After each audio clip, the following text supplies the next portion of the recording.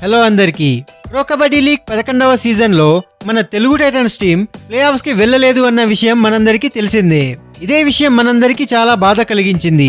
కానీ బాధ ఎందుకు కలిగించింది అంటే తెలుగు టైటన్స్ టీం ఈ సీజన్లో చాలా బాగా ఆడారు. అయినా కూడా లీగ్ స్టేజ్ నుండి ఎగ్జిట్ కావడం చాలా హర్టింగ్ గా అనిపించింది. ఒకానొక టైంలో మన తెలుగు టైటన్స్ టీం ఈ సీజన్లో పాయింట్స్ టేబుల్లో 2వ ప్లేస్ లో కూడా వెళ్లారు. అలాంటి టీం ప్లే ఆఫ్స్ కి వెళ్లకుండా పాయింట్స్ టేబుల్లో 7th ప్లేస్ కి పరిమితం కావడం అనేది ఎవరికైనా ఏ ఫ్యాన్స్ కి అయినా చాలా హర్టింగ్ గా ఉంటుంది. అయితే ఇప్పుడు ఈ వీడియోలో తెలుగు టైటన్స్ టీం యొక్క 11వ సీజన్ గురించి పూర్తిగా అనాలిసిస్ చేసి తెలుసుకుందాం. అసలు ఎలాంటి మిస్టేక్స్ చేశారు, ఎందుకు గ్రూప్ స్టేజ్ నుండే ఎగ్జిట్ కావాల్సి వచ్చింది, ఇలాంటి అన్ని విషయాలను ఈ వీడియోలో పూర్తిగా తెలుసుకుందాం. సో ఫ్రెండ్స్, వీడియో చాలా ఇంట్రెస్టింగ్ గా ఉండబోతుంది. ఎక్కడా కూడా స్కిప్ చేయకుండా లాస్ట్ వరకు చూడండి. అలాగే చాలా మంది వీడియోస్ ని చూస్తున్నారు కానీ సబ్స్క్రైబ్ మాత్రం చేయట్లేదు. మీరు చేసే ఈ చిన్న సపోర్ట్ మాకు నెక్స్ట్ వీడియోస్ చేయడానికి చాలా మోటివేషన్ గా ఉంటుంది. సో ఫ్రెండ్స్, ప్లీజ్ ఛానల్ ని సబ్స్క్రైబ్ చేసి సపోర్ట్ చేయండి. అయితే ఈ 11వ సీజన్ లో తెలుగు టైటన్స్ యొక్క స్టార్టింగ్ నుండి పర్ఫార్మెన్స్ చూసుకున్నట్లయితే ఈ సీజన్ ని తెలుగు టైటన్స్ జట్టు విజయంతోనే ప్రారంభించారు. ఈ సీజన్ లో తెలుగు టైటన్స్ వాళ్ళ ఫస్ట్ 8 మ్యాచ్లను హోమ్ గ్రౌండ్ అయిన గచ్చిబౌలి స్టేడియంలోనే ఆడారు. అయితే ఈ హైదరాబాద్ లెగ్ లో తెలుగు టైటన్స్ చాలా బాగా రాణించారు. ఆడిన 8 మ్యాచ్లలో 5 మ్యాచ్లు గెలిచారు, 3 మ్యాచ్లు మాత్రమే ఓడిపోయారు. నార్మల్ గా కంపారిజన్ చేస్తే Hyderabad leg Telugu Titans team కి చాలా బాగా కలిసొచ్చింది.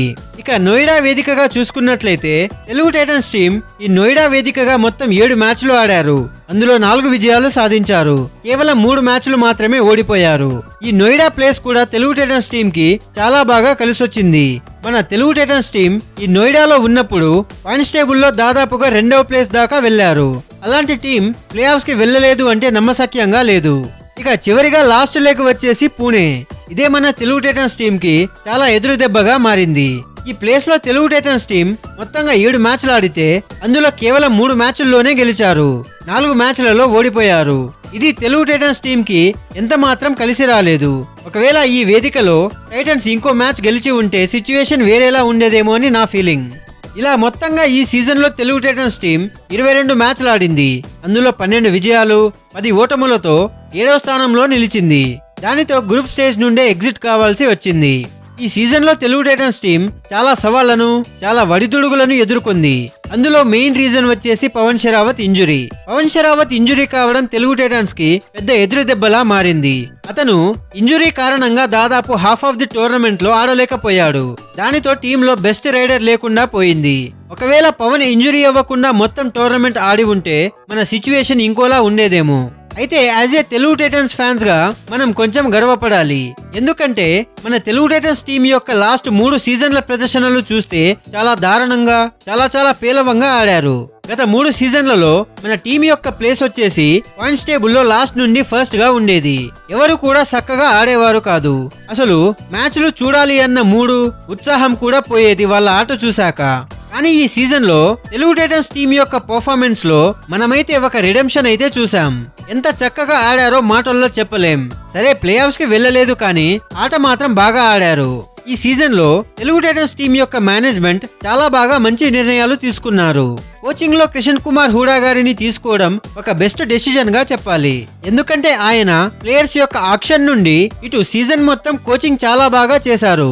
అలాగే మేనేజ్మెంట్ ఈ సీజన్ యొక్క ఆక్షన్ లో మంచి ప్లేయర్స్ ని తీసుకున్నారు. రైడింగ్ డిపార్ట్మెంట్ లో పవన్ కి తోడుగా విజయ్ మాలిక్, అలాగే ఆశిష్ నార్వాల్ లాంటి మంచి ప్లేయర్స్ ని తీసుకున్నారు.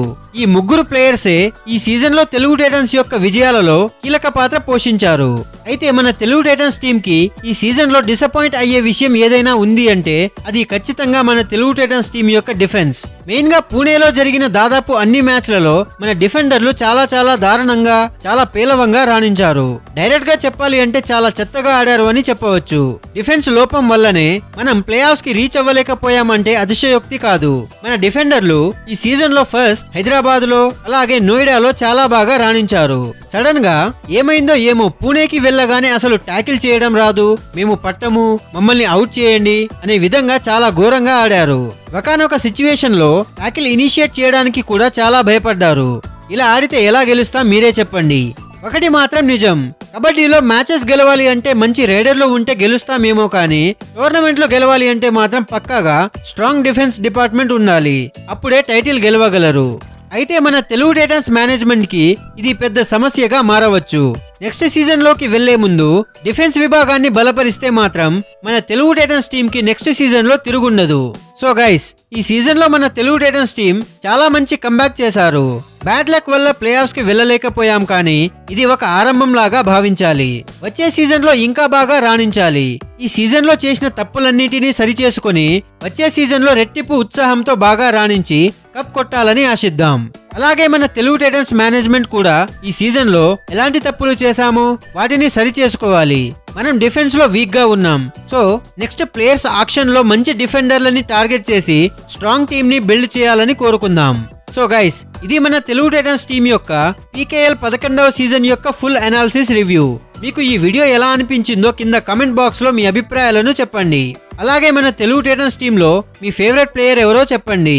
మీకు కనుక ఈ వీడియో నచ్చినట్లయితే లైక్ చేసి కబడ్డీ ఫ్యాన్స్ కి, తెలుగు టైటన్స్ ఫ్యాన్స్ కి ఈ వీడియోని షేర్ చేయండి. ఇలాంటి మరెన్నో కబడ్డీ వీడియోస్ కోసం, ప్రో కబడ్డీ లీగ్ అప్డేట్స్ కోసం మన ఛానల్ ను సబ్స్క్రైబ్ చేసుకోండి. Thank you for watching.